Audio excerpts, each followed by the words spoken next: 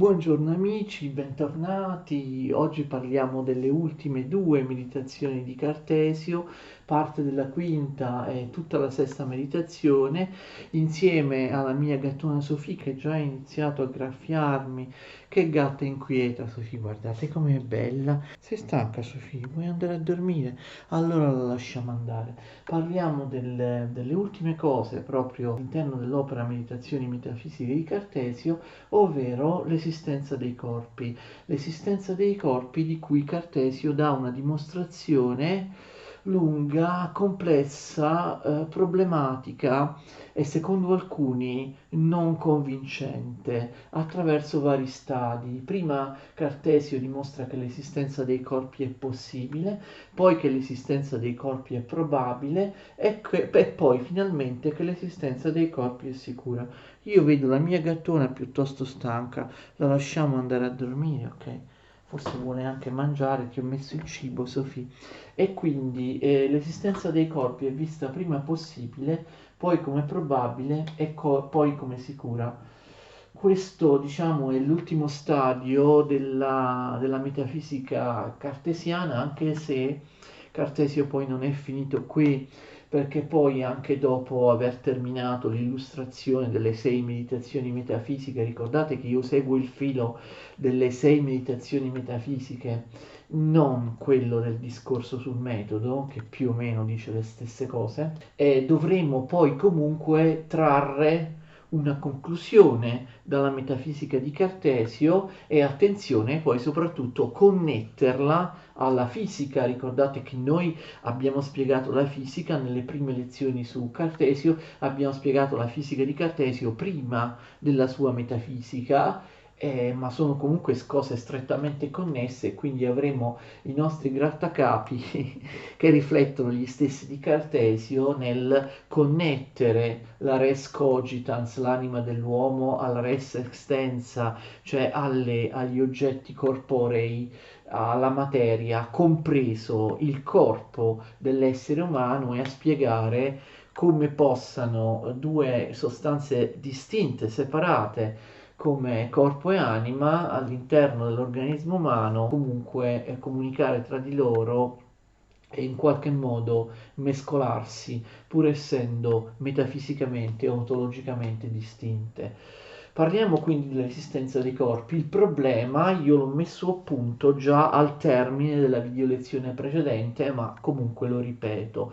La metafisica di Cartesio parte da una base differente rispetto a quella aristotelico-scolastica, cioè parte dall'io, dalla dimostrazione dell'io come unica cosa di cui inizialmente non posso dubitare. Ho messo in dubbio tutto, sia l'esistenza dei corpi, perché i sensi mi ingannano, sia l'esistenza delle verità logiche e matematiche, le verità teoretiche, perché anche l'intelletto può ingannarmi. Qui il dubbio diventa veramente esagerato, iperbolico, per via della possibile esistenza di un genio maligno. Quindi inizialmente sono certo soltanto di qualcosa, dell'esistenza del mio io, in quanto pensiero, cioè però attenzione, in quanto sostanza pensante separata dal mio corpo, in quanto anima, in quanto sostanza spirituale separata dal mio corpo che è materiale, perché io colgo soltanto l'io in maniera chiara e distinta. Poi all'interno dell'io, vi ricordate, io trovo alcune idee, di cui una, quella di Dio, è sicuramente un'idea innata, di cui io non posso essere la causa perché io sono finito, non posso essere stato all'origine l'idea di Dio,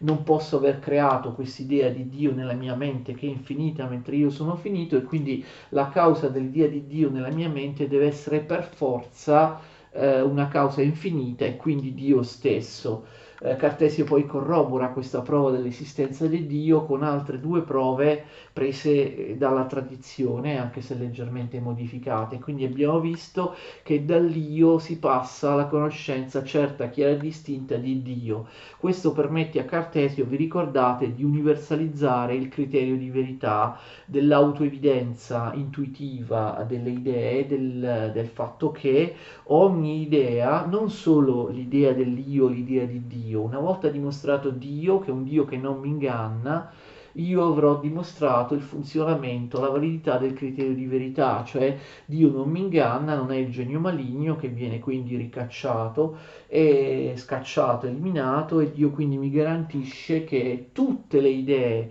che io possa concepire nella mente in maniera chiara e distinta sono vere. E in particolare sono vere le idee dell'intelletto che io avevo messo in discussione appunto per il genio maligno. Il genio maligno non c'è più e quindi tutte le idee dell'intelletto, comprese le idee ovviamente della logica e della matematica, eh, sono, sono vere. E le idee dei corpi materiali che ho messo in discussione per primi, cioè abbiamo dimostrato la veridicità delle idee teoretiche dell'intelletto, quelle che non derivano dall'esterno, dai corpi, ma sono innate, sono messe in me direttamente da Dio, infatti sono chiare e distinte. E l'esistenza dei corpi, di cui io ho un'idea incerta, confusa, che potrebbe essere falsa, perché l'esistenza di Dio di un Dio che non mi inganna, come ho detto nella precedente video lezione, non mi può comunque garantire che la mia finitezza non mi porti a sbagliare sull'esistenza dei corpi, e quindi c'è questo problema, altrimenti resteremo qui bloccati all'idea che abbiamo dimostrato l'esistenza della nostra anima, del nostro pensiero, dell'anima spirituale, ma non delle sensazioni che sembrano provenire dai corpi, ma ricordate, per Cartesio vengono sentite dall'anima le sensazioni, sono comunque una caratteristica dell'anima. E allora queste sensazioni nel mio intelletto potrebbero essere false e io potrei esistere soltanto come una mente, come un'anima, e tutti i corpi materiali che io percepisco sensibilmente intorno a me, compreso il mio corpo, potrebbero essere solo delle illusioni ottiche, potrebbero non esistere. Cartesio non vuole che i corpi non esistano e quindi però deve dimostrarne l'esistenza in base alla coerenza del suo metodo, e questo non è facile. Inizialmente Cartesio dimostra che l'esistenza dei corpi è possibile. Perché l'esistenza dei corpi è possibile? Perché i corpi dovrebbero esistere fuori di me, attenzione, fuori dalla mia anima, dal mio cogito, quindi anche il mio corpo esiste al di fuori della mia anima. Io conosco in maniera chiara e distinta, attenzione, almeno una caratteristica dei corpi, cioè ricordate le qualità geometrico-meccaniche dei corpi, le qualità geometrico-meccaniche. Ricordate che abbiamo già dimostrato, ci torneremo, che Cartesio, come Galilei o anche molti dopo di lui, Hobbes, Spinoza, Locke, tanti, pensano che ciò che esiste realmente, oggettivamente nei corpi sono solo gli aspetti quantitativi, spaziali, matematizzabili, cioè le qualità geometrico-meccaniche. Per esempio il fatto che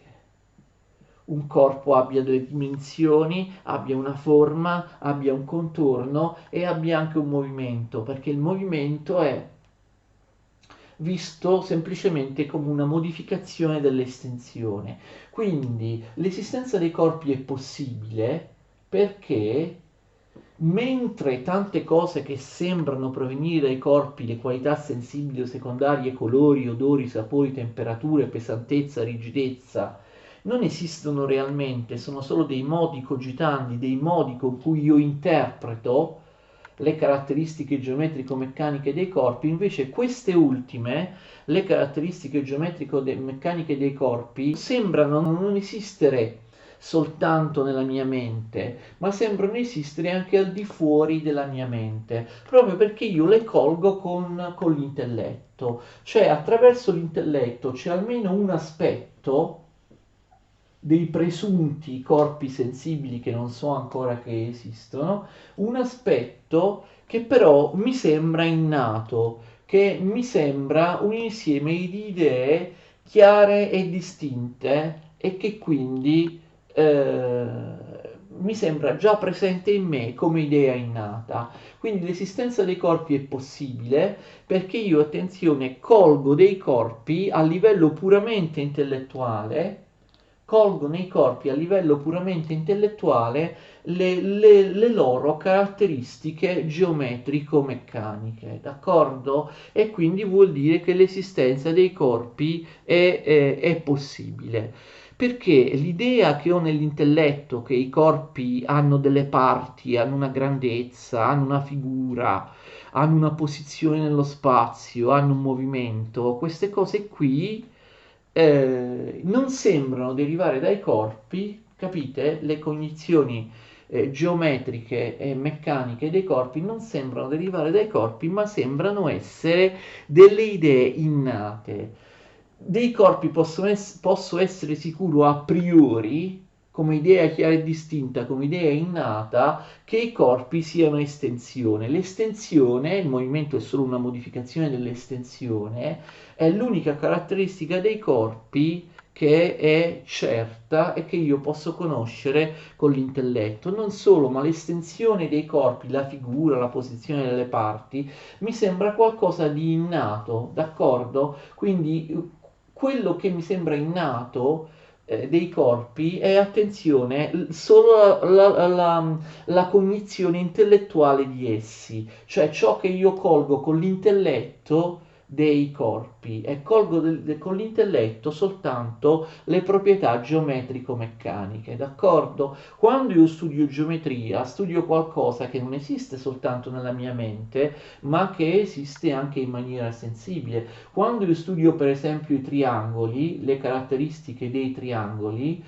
le caratteristiche dei triangoli mi sembrano delle idee innate, cioè quando io studio la geometria mi sembra di studiare qualcosa che già so, mi sembra di sviscerare qualcosa che è già presente nella mia mente, nell'intelletto, perché si tratta di idee innate. L'argomento, sapete, è simile a quello di Platone, d'accordo? Io non faccio altro che riscoprire cose che già avevo nella mia anima, perché per esempio il fatto che il triangolo abbia tre lati o che abbia come somma degli angoli interni 180 gradi è un insieme di cose che mi sembrano delle cose innate, quindi scopro almeno qualcosa dei corpi che sembra essere innato, che sembra essere già presente nell'intelletto, che è un'idea chiara e distinta, cioè eh, le qualità che riguardano l'estensione dei corpi, cioè le verità geometriche, le verità geometriche. Quindi l'esistenza dei corpi è possibile perché io colgo dei corpi almeno le verità geometriche a priori. Cartesio fornisce anche un'argomentazione per sostenere che queste qualità geometriche dei corpi, cioè le qualità puramente mentali, le qualità puramente teoretiche, intellettuali dei corpi, non possono derivare dall'esterno, perché uno potrebbe dire sì, ok, tu conosci le caratteristiche del triangolo, te lo figuri nella mente e quindi pensi che possa esistere perché ne cogli le caratteristiche geometriche, ma insomma queste idee mentali geometriche del triangolo potrebbero derivare dall'esperienza, cioè potrebbero derivare da una serie di triangoli empirici materiali che tu hai visto, che tu hai colto con l'esperienza sensibile e da queste esperienze sensibili di triangoli sensibili tu hai tratto l'idea intellettuale del triangolo, l'idea geometrica del triangolo, che quindi non è vero che è innata, ma tu l'hai appresa dai sensi. Cartesio dice che non è così perché, attenzione, l'idea geometrica del triangolo, la concezione del triangolo mentale, che secondo lui è innata ed è tutta interna all'intelletto, non deriva dai sensi, è diversa dai triangoli sensibili, d'accordo? Cioè il triangolo della matematica, il triangolo interpretato secondo le conoscenze matematiche, è un triangolo a priori, è un triangolo mentale, tant'è vero che appunto non corrisponde ai triangoli fisici. Io se vado all'esterno e vedo i triangoli che non so neanche se, non ho ancora dimostrato se realmente esistono, però li vedo, potrei ingannarmi, vedo dei triangoli irregolari, cioè i triangoli materiali, i triangoli che trovo nella natura, sono tutte delle forme irregolari, ok? che non corrispondono alle caratteristiche ideali del triangolo sui libri di geometria, e quindi queste caratteristiche ideali del triangolo io non posso averle tratte dai triangoli sensibili, perché i triangoli sensibili sono triangoli imperfetti, sono triangoli che soltanto approssimativamente corrispondono al triangolo ideale, quindi il triangolo ideale è puramente mentale, è un'idea innata, non viene dall'esperienza, non deriva dai sensi, perché nei sensi io trovo, con i sensi trovo soltanto figure, forme irregolarmente triangolari. D'accordo? Quindi l'esistenza dei corpi è possibile per chiunque colgo a priori intellettualmente le caratteristiche geometrico-meccaniche. Ne ho una conoscenza puramente intellettuale di cosa? Soltanto degli aspetti spaziali, soltanto dell'estensione. Questo è dimostrato, attenzione, dice Cartesio, da un esempio particolare che fa Cartesio, che è l'esempio del chiliagono o chiliogono, si può dire in tutti i due modi. Che cos'è un chiliogono? Un chiliogono, attenzione, è un poligono, noi possiamo rappresentarcelo come un poligono regolare, è un poligono con 1000 lati, quindi capite, un poligono con 1000 lati, perché in greco chilioi vuol dire 1000, quindi il chiliagono è un poligono che ha 1000 lati, ok? Allora, che cosa dice Cartesio? Risponde all'obiezione, ma voi mi dite, mi avete obiettato che il triangolo ideale non è innato, ma io l'ho ricavato, anche se è ideale e diverso dai triangoli sensibili, io l'idea del triangolo mentale, quello che io concepisco nell'intelletto del triangolo, io l'ho ricavato dai triangoli sensibili, che comunque sono simili al triangolo mentale, e quindi l'idea intellettuale di triangolo deriva dall'esperienza. Però, dice Cartesio, questa obiezione non me la potete più rivolgere col chiliogono. Il chiliogono è un poligono dai 1000 lati, io non posso in nessun modo visualizzarlo, vederlo con l'esperienza. Non posso, non ho mai visto un chiliogono, e anche se un chiliogono fosse costruito, io non potrei vederlo, cioè non potrei in nessun modo coglierlo con l'esperienza, perché i lati sono talmente tanti che il chiliogono ai sensi è indistinguibile, non è distinguibile da una circonferenza.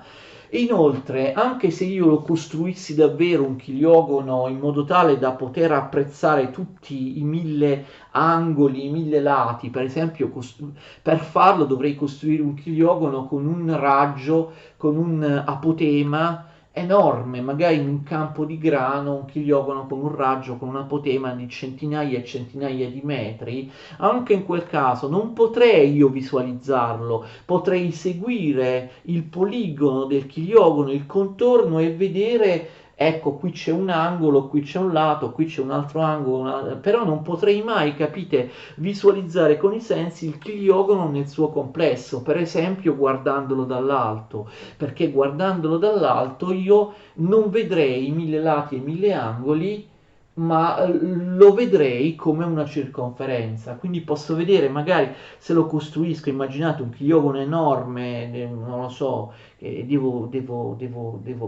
percorrere tutto il suo perimetro, devo percorrere chilometri, io potrei vedere un lato e alla volta, un angolo alla volta, distinguerli, ma non riuscirò mai a visualizzare il chiliogono nel suo insieme. Anche per esempio se questo enorme chiliogono costruito in un campo di grano all'aperto lo vedessi dall'alto, io vedrei una circonferenza. Quindi il chiliogono è una figura geometrica che è impossibile cogliere con i sensi. Pur potendo esistere sensibilmente, è una figura che io sicuramente non ho visto, e anche se se io, se fosse esistito da qualche parte un chiliogono nella mia esperienza, io avrei visto una circonferenza. Quindi questa è una dimostrazione, attenzione, che le caratteristiche mentali, le caratteristiche colte dall'intelletto delle figure geometriche non derivano dai sensi, perché io posso a livello puramente mentale, no? A livello puramente intellettuale, posso calcolare qual è il perimetro, qual è l'area di un chiliogono costruito con un lato dato. Posso, posso appunto costruirlo nella mia mente, ma non riuscirò mai a visualizzarlo nella mia mente, non avrò mai un'immagine del chiliogono. Posso calcolare la circonferenza, l'area del chiliogono, però non posso in nessun modo visualizzarmelo neanche mentalmente, mentre posso avere l'immagine del triangolo, non avrò mai nella mia mente l'immagine del chiliogono, perché è impossibile il chiliogono è per definizione impossibile da percepire da parte dei sensi, però tuttavia io lo posso concepire a livello di intelletto, posso dimostrarne le caratteristiche, calcolarne le misure e così via. E quindi questa è una dimostrazione, d'accordo, che le figure geometriche, che gli aspetti geometrico-meccanici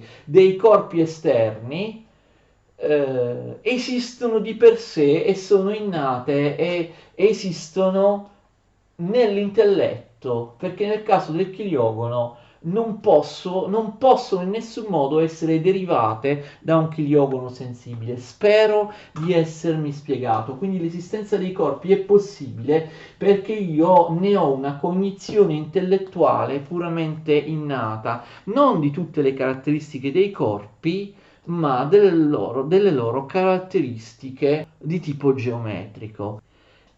Ma per passare dalla possibilità all'esistenza ci vuole un altro grado intermedio. Devo prima dimostrare che l'esistenza dei corpi sia probabile. Come dimostra? Cioè devo passare prima dalla possibilità dell'esistenza che abbiamo già dimostrato, poi la probabilità dell'esistenza e poi al fatto che un corpo esista con certezza, sia certo. Attenzione, la probabilità dell'esistenza dei corpi mi viene data dall'immaginazione, dalla mia riflessione sull'esistenza di questa facoltà di immaginazione. L'immaginazione mi sembra davvero qualcosa che sia intermedia tra il senso, la sensibilità e l'intelletto. Io non ho solo una cognizione intellettuale, intellettualistica, teoretica dei corpi, parliamo sempre per maggior facilità delle figure geometriche, io li immagino anche all'interno della mia mente. Abbiamo già visto la differenza tra il triangolo e il chiliogono. Il chiliogono io non lo posso immaginare sensibilmente, però il triangolo sì, ok? Quindi attenzione, io il triangolo non lo concepisco soltanto in maniera intellettuale, io il triangolo lo vedo nella mia mente. Chiudete gli occhi e fate un disegno mentale nella vostra mente, producete un'immagine, ecco l'immaginazione di un triangolo, anche senza chiudere gli occhi, d'accordo? Io il triangolo non lo concepisco solo dal punto di vista intellettuale, posso anche immaginarlo, ok? Mentre il chiliogono no. E quindi, come vi ho detto, il chiliogono non deriva da un chiliogono sensibile, però un triangolo potrebbe derivare comunque da un triangolo sensibile, perché io posso immaginarlo. Questa immaginazione è viva. Io immagino un triangolo nella mia mente, automaticamente so che potrò disegnarlo, so che quel triangolo corrisponde ad una forma sensibile, ad un oggetto materiale. Queste linee, dice Cartesio, questi angoli, queste tre linee del triangolo, io le sperimento nella mia mente con forza, sono presenti con forza all'interno del mio spirito, come se il mio spirito, la mia anima, il mio intelletto avesse ricevuto dal di fuori uno stampo e quindi questo mi dà l'idea che il triangolo realmente esista.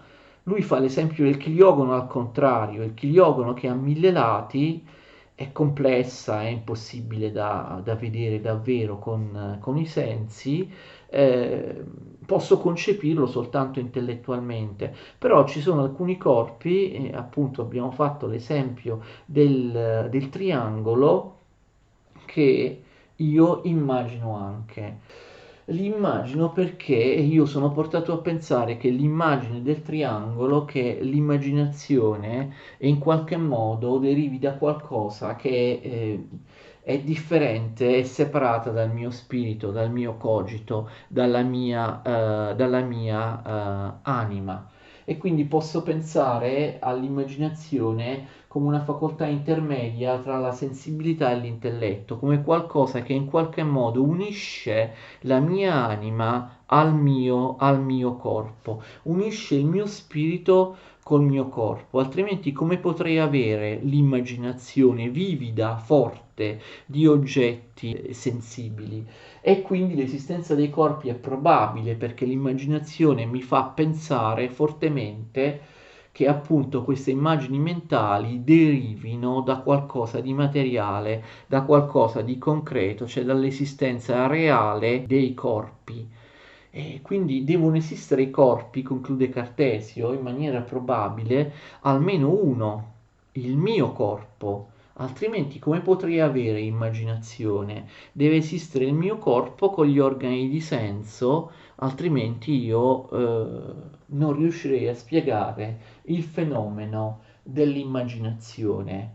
Spero di essere stato chiaro. Quindi l'esistenza dei corpi è probabile per via di questa vivida, forte immaginazione mentale che ho di essi. L'immaginazione mentale, per esempio, chiudo gli occhi, vedo benissimo il triangolo in uno spazio, sembra senz'altro derivare dal fatto che il mio spirito in qualche modo si è unito col mio corpo e quindi il mio corpo, avendo gli organi di senso, fa arrivare al mio spirito le immagini che non sono altro che appunto produzioni causate dallo stimolo che viene da un oggetto esterno, e quindi l'oggetto esterno deve in qualche modo esistere. E poi come si passa al fatto che l'esistenza dei corpi sia certa? E questo infatti è il grosso problema di Cartesio. Cartesio in realtà se la cava con un Deus ex machina. Io sono certo che l'esistenza dei corpi esiste perché Dio non mi inganna, e quindi come non mi inganna, abbiamo visto per quanto riguarda l'esistenza delle idee mentali, delle idee dell'intelletto, non mi inganna neanche riguardo al fatto che le sensazioni derivino davvero da una causa che è uno o più corpi materiali che stanno all'esterno. Quindi Dio non mi inganna, e quindi Dio, quando mi rappresenta mentalmente una stretta unione tra anima e corpo, quando mi fa percepire la mia anima strettamente legata a caratteristiche corporee, per esempio percepisco nella mia anima il movimento, oppure percepisco nella mia anima il piacere e il dolore, Dio insomma, mi spinge a credere che la mia anima davvero comunichi con un corpo esterno, o almeno con il mio corpo. Insomma, forse Cartesio poteva dirlo dall'inizio, la vera motivazione per cui i corpi esistono per lui è il fatto che Dio non inganna, ok? Che Dio non inganna, e quindi Dio appunto mi ha dato innata l'idea di un'anima pensante separata dalla materia, però mi ha dato Dio anche l'idea innata della res extensa, almeno quella del mio corpo deve esistere, l'idea innata della res extensa, non di altre caratteristiche dei corpi, ma abbiamo visto soltanto dell'estensione, mi dà l'idea innata della res extensa, che è un'idea chiara e distinta, cioè è separata rispetto all'idea della res cogitans, è separata nella mente, nell'autoevidenza delle nozioni mentali, e quindi sarà separata anche nella realtà. E io colgo in molti modi la mia anima la colgo come unita e come cooperante con il mio corpo. Quindi in ultima analisi Cartesio dice che i corpi esistono perché Dio non mi inganna e quindi queste idee non è solo la res cogitans, un'idea certa, un'idea innata, chiara e distinta, ma anche l'idea di res extensa, l'idea del mio corpo. Questa conclusione non è piaciuta a molti che sostengono che Cartesio, anche io sono d'accordo con questi molti, che Cartesio non abbia veramente in maniera chiara, in maniera definitiva dimostrato l'esistenza dei corpi. Cartesio comunque fa una serie di osservazioni non indifferenti, per cercare di dimostrare che esiste questa integrazione, pur essendo ontologicamente separate anima e corpo, esiste comunque un'integrazione a livello psicofisico, a livello di esperienza, esiste un'integrazione e un profondo mescolamento tra anima e corpo. Per esempio, Cartesio dice: quando io sperimento nell'anima alcuni stati del corpo, per esempio il piacere e il dolore, io trovo conferma del piacere e del dolore nel mio stato corporeo. Per esempio, io ho un dolore qui al braccio e vedo che il braccio ha subito un taglio con un coltello, esce del sangue. Cartesio dice che questo non può essere casuale. Il fatto che io senta nella mente un dolore, perché ricordate, le sensazioni derivano dal corpo che è visto come una macchina, ma vengono poi provate a livello dell'anima, quindi le sensazioni appartengono all'anima. Il fatto che io nella mia anima, nel mio intelletto, nella mia anima, nella mia res cogita, sento un dolore in questo punto del braccio, eh, corrisponde, quindi è provato, corrisponde al fatto che io vedo che questo punto del braccio è ferito e sta uscendo il sangue. Non può essere una coincidenza, dice Cartesio, d'accordo? Io sento nella mia mente un dolore in questo punto preciso del braccio e vedo che questo punto preciso del braccio è tagliato, quella mia visione, percezione sensibile dell'esistenza del braccio e del taglio deve essere vera perché corrisponde al mio stato dell'anima. Ciò che io provo a livello di anima del mio corpo, cioè ciò che mi sembra, gli input che mi sembrano arrivare all'anima dal corpo, corrispondono alla effettiva situazione, diciamo, materiale del corpo, d'accordo? E quindi questo non può essere una coincidenza. Attenzione, Cartesio parla anche della sensazione di passività che io ho a livello di anima in certi casi, cioè quando si manifestano certe caratteristiche o attività del corpo. Cartesio parla per esempio del movimento e per esempio nel caso del movimento, quando io percepisco a livello dell'anima il movimento del corpo oppure altre cose, io le percepisco come passive, d'accordo? Per esempio il movimento, il mutare di luogo del mio corpo che si sposta da una parte all'altra. Mi sembra che questo avvenga in maniera passiva e siccome l'intelletto, l'anima è attiva, questa passività non può che appartenere a un corpo e quindi il mio corpo esiste, ok? Da cosa derivano queste sensazioni che mi sembrano venire dal corpo? Non possono che venire appunto da un corpo che realmente esiste, perché queste sensazioni sono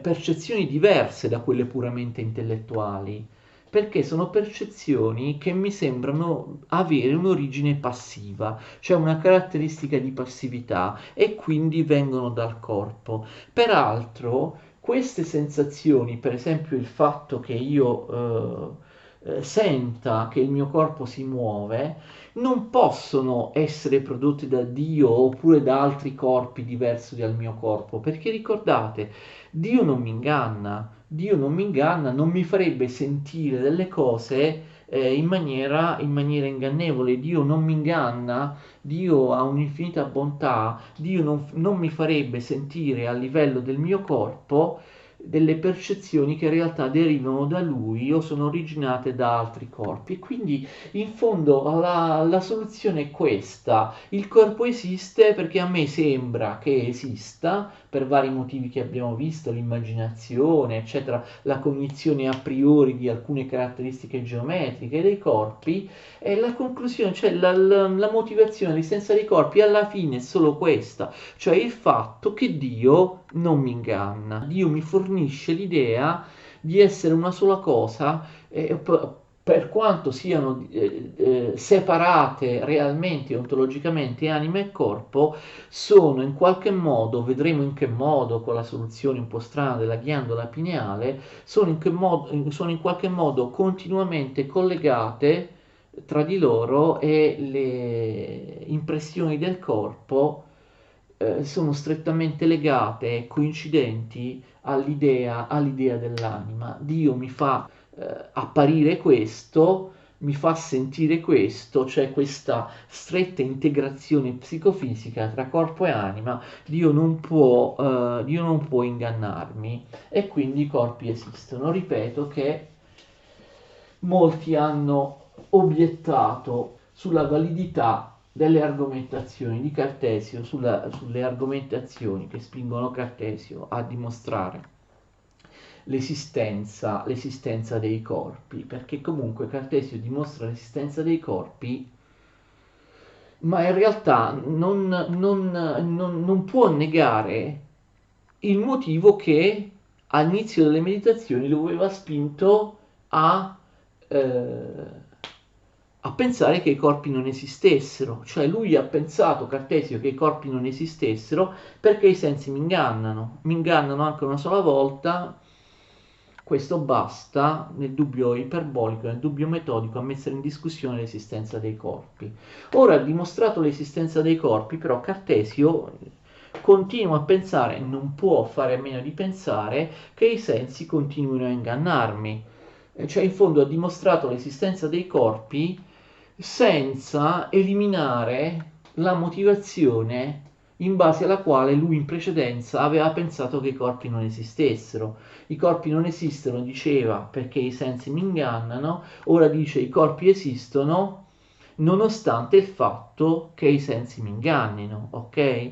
Perché è impossibile, io sono una sostanza finita, è impossibile che i sensi non mi ingannino. Allora, però Cartesio ha una risposta, perché Cartesio distingue due cose. Infatti lui dice: io ho dimostrato che i corpi esistono, però io ho dimostrato che i corpi esistono non vuol dire che io abbia dimostrato, comprendete, che ho una conoscenza certa dei corpi. Io ho dimostrato che i corpi esistono, e questo è perfettamente compatibile con l'idea che i sensi mi ingannino e che quindi io non conosca bene i corpi fuori di me, anche il mio corpo, ok? Io distingo le due cose. Ho detto che i corpi esistono, ma non dovete fraintendermi, non dovete equivocarmi. Io, Cartesio, non ho detto che l'esistenza dei corpi fa sì che io abbia una cognizione precisa dei corpi, che io li conosca in tutto e per tutto, che io li conosca bene, d'accordo? A questo proposito Cartesio fa anche un'altra osservazione, due altre osservazioni, diciamo, che la conoscenza dei corpi non ha tanto un valore scientifico, la conoscenza dell'esistenza dei corpi, quanto un valore pratico. L'esistenza dei corpi mi serve a conservare la specie, d'accordo? A mettermi al sicuro, a ripararmi da quello che può succedere all'esterno del mio corpo, ma anche all'interno del mio corpo materiale. E quindi anche qui, in questo caso, Dio non può ingannarmi, cioè l'esistenza dei corpi ha una motivazione pratica, perché serve appunto a difendere la mia esistenza, a evitare i pericoli per la mia vita. E quindi c'è anche questo aspetto, diciamo, è un aspetto, ecco, puramente mm, utilitaristico, diciamo, che spiega l'esistenza dei corpi. Un'altra considerazione che Cartesio esprime. Cartesio distingue appunto la cognizione dell'esistenza dei corpi dalla percezione rigorosa dei corpi. Quindi dice la mia conoscenza dei corpi è sempre incerta e i corpi possono, attraverso i sensi, possono ingannarmi. È vero. E quindi lui dice: è vero che la conoscenza sensibile è incerta, oscura, ingannevole. Dimostrare l'esistenza dei corpi non significa dare credito alla conoscenza sensibile. La conoscenza sensibile è molto meno precisa della conoscenza intellettiva. La conoscenza sensibile è inferiore rispetto alla conoscenza intellettiva, come dirà per esempio anche Spinoza. Però attenzione, Cartesio dice, appunto come dirà Spinoza, che la conoscenza sensibile è comunque molto utile per farci scoprire la realtà al nostro esterno. Perché? Perché la conoscenza sensibile è inferiore a quella intellettiva, però appunto utilizzando la conoscenza intellettiva, che vi ricordate è una conoscenza che mi dà quale cognizione dei corpi, quale caratteristica, la conoscenza di quale caratteristica dei corpi, la conoscenza intellettiva, la res cogitans, l'intelletto mi dà la conoscenza, ricordate, solamente geometrica, geometrico-meccanica dei corpi. Ecco, quindi io posso comunque correggere, affinare la conoscenza sensibile, scoprire dove la conoscenza sensibile sbaglia, mi inganna, e quindi correggere, interpretare meglio i dati che la conoscenza sensibile mi dà, interpretandoli appunto, facendo agire su di essi la conoscenza intellettiva, ok? La conoscenza dell'anima. Per esempio, è vero che i sensi mi ingannano perché mi fanno apparire, ricordate l'esempio, il remo spezzato nell'acqua, il remo nell'acqua, la parte che sta nell'acqua sembra spezzata, sembra obliqua, non diritta rispetto alla parte del remo che si trova al di sopra dell'acqua. È vero, quindi i sensi mi ingannano, però attenzione, io se sono uno scienziato, non sono portato in maniera ingenua, in maniera facile a concludere che davvero il remo è spezzato, d'accordo? Cioè, quella conoscenza sensibile del remo che appare spezzato mi dà comunque una conoscenza utile del remo. È utile perché comunque io attraverso la conoscenza intellettiva, attraverso l'intelletto, potrò spiegare perché il remo appare spezzato, perché c'è una certa riflessione, rifrazione della luce nell'acqua, eccetera, eccetera, e quindi io determinerò con la conoscenza intellettiva che quel remo non è veramente spezzato, e otterrò una conoscenza scientifica del perché quel remo mi appare ai miei sensi spezzato, d'accordo? E quindi la conoscenza sensibile è utile perché, dice Cartesio, è vero che i sensi mi ingannano, ma uno scienziato attraverso l'applicazione della matematica, del calcolo matematico, capirà quando i sensi mi ingannano e quando i sensi non mi ingannano, e quindi capirà come e quando correggere una conoscenza, una percezione sensibile, dimostrando che è erronea, d'accordo? Senza la conoscenza intellettiva e calcoli matematici, a me sembra che il Sole sia molto più piccolo e molto più vicino a me, alla Terra, di quanto realmente non sia. Il Sole è molto più grande e molto più lontano dalla Terra rispetto a quello che i sensi mi dicono. Però appunto la conoscenza sensibile, dice Cartesio, è comunque utile perché mi dice qualcosa che la conoscenza intellettiva con il calcolo matematico, con la cognizione a priori degli aspetti geometrico-sensibili può correggere. E la conoscenza sensibile mi dice qualcosa e la conoscenza intellettiva però mi dirà anche perché la conoscenza sensibile sbaglia. E quindi io avrò comunque delle informazioni utili, per esempio sul perché il mio occhio mi fa apparire il sole più vicino e così via, d'accordo? E quindi c'è comunque un'integrazione, una correzione della conoscenza sensibile da parte della conoscenza intellettiva. Quindi concludiamo così, l'abbiamo ripetuto più volte, il fatto che Cartesio dimostri l'esistenza dei corpi non dimostra minimamente che la cognizione che il mio intelletto ha dei corpi sia corretta, perché i sensi mi ingannano e quindi i sensi del mio corpo, che sono una macchina, mi fanno arrivare passivamente la percezione sensibile dei corpi esterni, compreso il mio corpo, possono farmela sentire errata a livello di anima, però io con l'intelligenza, con l'intelletto, con la mente, posso correggere queste sensazioni e capire che sono errate. Va bene, quindi comunque la dimostrazione, vi ho detto, di Cartesio dell'esistenza dei corpi è un po' farraginosa, poi alla fine tira fuori Deus ex machina, in realtà i corpi esistono perché Dio non mi inganna, e quindi quando mi fa apparire alla mente l'idea chiara e distinta dell'estensione del corpo, del fatto che esistano almeno le caratteristiche estese del corpo, non mi inganna. Peccato che Cartesio l'avesse detto anche prima, anche in partenza, no?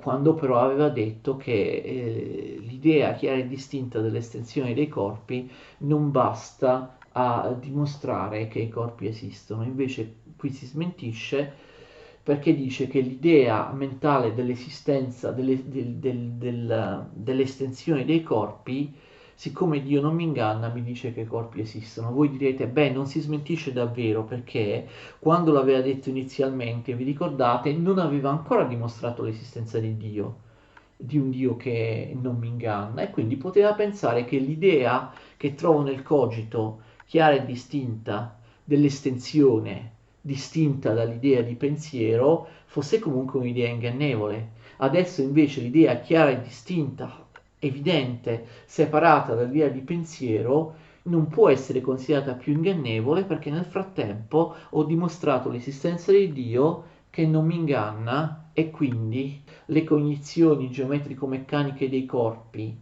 l'immaginazione che ho, che sembra derivare dal corpo, le sensazioni che io ho proprio nella mia interiorità dell'unione tra corpo e anima, non possono essere cose ingannevoli perché tutte queste cose, insomma, sono volute da Dio e Dio non me le farebbe sperimentare se fossero ingannevoli. Dio non mi inganna e quindi i corpi esistono. Va bene ragazzi, chiudiamo qui, non abbiamo terminato Cartesio perché dobbiamo tirare adesso le somme di tutto quello che abbiamo detto, anche qui nelle meditazioni o nelle opere di fisica, e parlare appunto in maniera più chiara del parallelismo delle due sostanze e delle caratteristiche delle due sostanze chiare e distinte che in realtà costituiscono tutto l'universo, non ci sono altre sostanze, quindi Cartesio, ve l'ho detto già altre volte, usa il termine sostanza in maniera impropria e in maniera differente dall'aristotelismo. Basterebbe pensare che appunto le sostanze non sono miliardi, innumerevoli, come dice Aristotele, come dice la scolastica, ma sono soltanto due. Questo implica che le sostanze non possono essere racchiuse in sostanze seconde, cioè in generi. Questo implica che non esista la forma della sostanza. Vi ricordate che per Aristotele la sostanza è sostanza in quanto forma. Ci sono 100 cani, c'è la forma del cane, la definizione del cane, l'universale del cane, che in maniera immanente appartiene a ciascuno di questi 100 cani. L'idea di sostanza per Aristotele è strettamente legata all'esistenza di forma, e c'è anche la possibilità che le sostanze si trasformino le une nelle altre. In Cartesio tutte queste cose non esistono, non esiste la forma sostanziale, non esiste l'idea che appunto ci siano differenti sostanze che abbiano la stessa forma, non esiste l'idea del finalismo delle sostanze, non esiste l'idea del mutamento e della possibile trasformazione delle sostanze. Quindi lui utilizza certamente il termine aristotelico sostanza in forma impropria e comunque lo utilizza. E quindi però bisogna spiegare il parallelismo delle sostanze. Bisogna prima di tutto nella prossima lezione spiegare un po' meglio cos'è questo dualismo metafisico, questo dualismo ontologico di Cartesio. Cosa significa? Che esiste una sostanza spirituale, la res cogitans, soltanto nell'uomo, e l'anima dell'uomo è una sostanza materiale, la res extensa, che si divide convenzionalmente in tutti i corpi dell'universo. La res extensa rappresenta anche il corpo dell'essere umano. Perché sono distinte? Quali sono le caratteristiche che le rendono distinte? Quali sono più esattamente le caratteristiche del corpo e le caratteristiche dell'anima? L'abbiamo già accennato, però bisogna spiegarlo meglio a conclusione della trattazione di tutta la fisica e di tutta la metafisica di Aristotele. E poi dovremmo spiegare l'apparente paradosso in base al quale Cartesio dice che queste due sostanze sono distinte nella mente e quindi separate anche realmente nella realtà, e questo però non esclude un rapporto, un'interazione tra le due sostanze, corpo e anima, e un mescolamento tra esse nelle effettive funzioni del corpo. Come fa a dimostrare che due sostanze che ha appunto definito come eterogenee, del tutto distinte e separate l'una dall'altra, in realtà abbiano un collegamento? Lo farà attraverso la discutibile teoria della ghiandola pineale. Esiste un collegamento psicofisico, esiste un'integrazione psicofisica tra le due sostanze. E questo lo vedremo nella prossima video lezione. Per ora vi ringrazio, arrivederci, grazie a tutti.